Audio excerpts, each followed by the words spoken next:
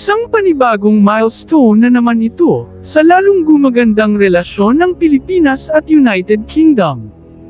At sa binubuong territorial defense posture ng Pilipinas, ngayong nagkaroon na ng kasunduan ang dalawang bansa, upang magkaroon ng framework at legal na basehan at kasunduan, sa bilateral na kooperasyon sa larangan ng depensa, kabilang ang defense military education, training at capacity building, peacekeeping operations, humanitarian and disaster relief, mga armaments and military equipments, at research and technology.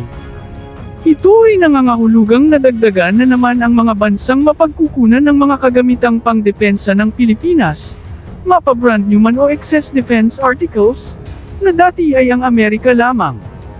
Sa paglagda ng Pilipinas at United Kingdom ng isang Memorandum of Understanding sa Defense Cooperation nitong ika-11 ng Enero, kasama si Philippine Ambassador to the United Kingdom Teddy Boy Locsin na kumakatawan sa Pilipinas, ay magbibigay daan ito sa pagpasok ng mga malalaking military hardware sa bansa, lalo na itong Eurofighter Typhoon multi-role fighter aircraft. Para sa mga di pa nakakaalam, ang 15th Strike Wing ng Philippine Air Force,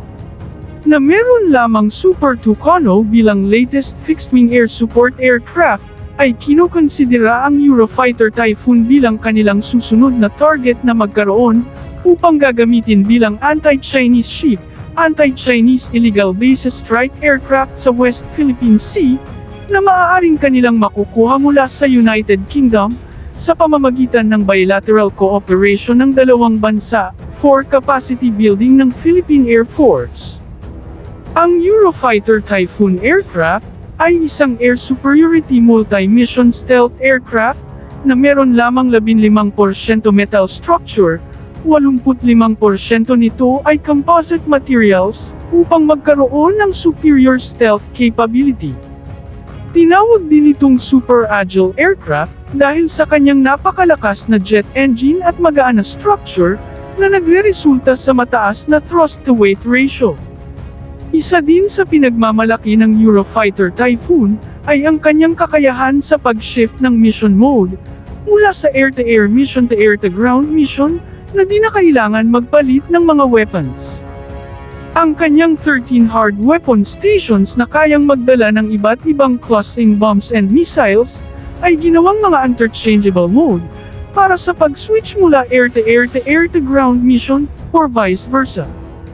Higit na mainam ito sa Pilipinas, dahil sa mga gagawing anti-Chinese illegal bases strike mission, ay maaring haantong din sa mga air-to-air combat o ang tinatawag na dogfight.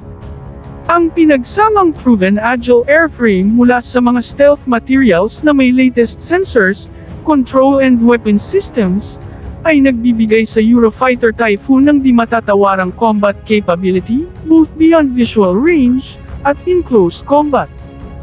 Ang paghahangad ng United Kingdom ng legal na kasunduan sa Pilipinas, ay upang makatulong sa Pilipinas sa anumang paraan, sa pagdepensa nito sa kanyang soberanya,